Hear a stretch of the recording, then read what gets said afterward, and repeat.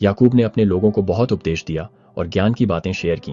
वो पत्थर पर लिखने की मुश्किल के बारे में बताते हैं और कैसे जो लिखा है वो आगे आने वालों के लिए रहेगा। अब देखो, मैं याकूब अपने लोगों को बहुत उपदेश देने के बाद हम जानते हैं कि जो चीज़ें हम लिखते हैं वो रहनी चाहिए।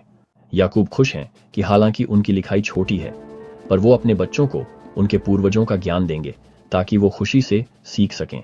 हम खुश हैं और हम प्लेट्स पर ये शब्द लिखने की मेहनत करते हैं। उम्मीद करते हैं कि हमारे प्यारे भाई और बच्चे इन्हें अच्छे मन से लें और उन्हें खुशी से सीखते हुए देखें।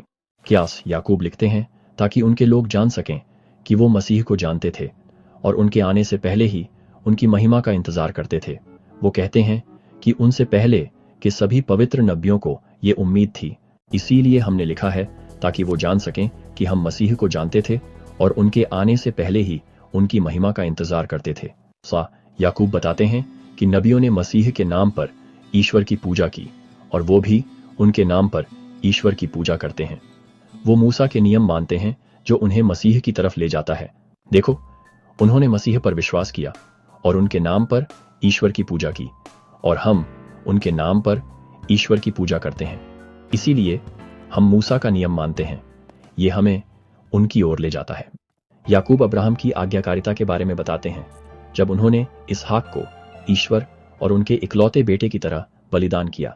जैसे अब्राहम ने जंगल में ईश्वर की आज्ञा मानने के लिए अपने बेटे इसहाक की बलि दी ईश्वर और उनके इकलौते बेटे की तरह। याकूब रहस्योद्घाटन के बारे में बताते हैं और भविष्यवाणी की आत्मा उम्मीद और पक्का विश्वास देती है।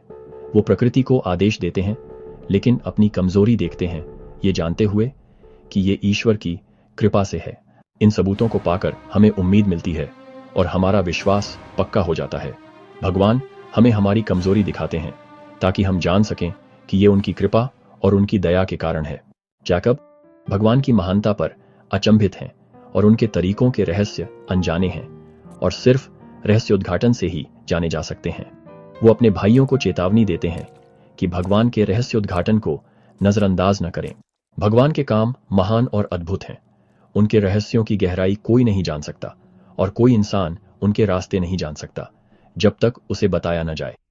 याकूब अपने लोगों को याद दिलाते हैं कि भगवान के शब्द से धरती और इंसान बने थे और भगवान हर चीज का आदेश देते हैं। उन्हें उनकी सलाह लेनी चाहिए क्योंकि वो ज्ञान और दया से सलाह देते हैं। प्रभु को परामर्श न दें बल्कि उनके हाथ से परामर्श लें क्योंकि तुम जानते हो कि वह अपने सभी कार्यों पर ज्ञान, न्याय और महान दया से परामर्श देते हैं। याकूब अपने लोगों से कहते हैं कि मसीह के प्रायश्चित के जरिए भगवान के साथ मेल मिलाप करें ताकि उनके जरिए पुनर्जन्म और महिमा पा सकें। मसीह के प्रायश्चित के जरिए उसके साथ मेल मिलाप करो और पुनर्जन्म प्राप्त करो। मसीह के पहले फल के रूप में भगवान के सामने प्रस्तुत हो। याकूब प्रायश्चित और पुनर्जन्म पर अचंभित होते हुए पूछते हैं कि क्यों न मसीह के बारे में बात करें और उनके बारे में पूरा ज्ञान प्राप्त करें। क्यों न मसीह के प्रायश्चित के बारे में बात करें और उनके बारे में पूरी जानकारी हासिल करें और आने वाली दुनिया के बारे में। याकूब भविष्यवाणी के बारे में बताते हैं, कहते हैं कि आत्मा सच बताती है और चीजों को जैसा वो हैं और जैसा वो होंगी बताती है। आत्मा सच बोलती है और झूठ नहीं। ये चीजों को जैसा वो हैं और जैसा वो होंगी बताती है। याकूब चेतावनी देते हैं कि यहूदी जिद्दी लोग थे जिन्होंने सादगी को नकारा, नबियों को मार डाला और उन चीजों को ढूंढा जिन्हें वो समझ नहीं सकते थे। उनके अंधेपन के कारण भगवान ने अपनी सादगी हटा ली और वो ठोकर खाएंगे। यहूदी जिद्दी लोग थे और उन्होंने सादे शब्दों को नकारा। उनके अंधेपन के कारण जो आगे देखने की वजह से आया वो गिर गए।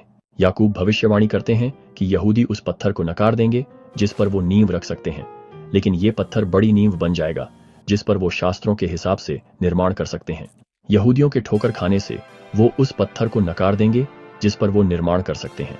ये पत्थर बड़ी और एकमात्र सच्ची नींव बन जाएगा जिस पर यहूदी निर्माण कर सकते हैं। याकूब पूछते हैं कि नींव को नकारने के बाद यहूदी उस पर कैसे निर्माण कर सकते हैं। वो इस रहस्य को बताने का वादा करते हैं। ये लोग सच्ची नींव को नकारने के बाद कैसे उस पर निर्माण कर सकते हैं कि ये उनका कोना पत्थर बन जाए।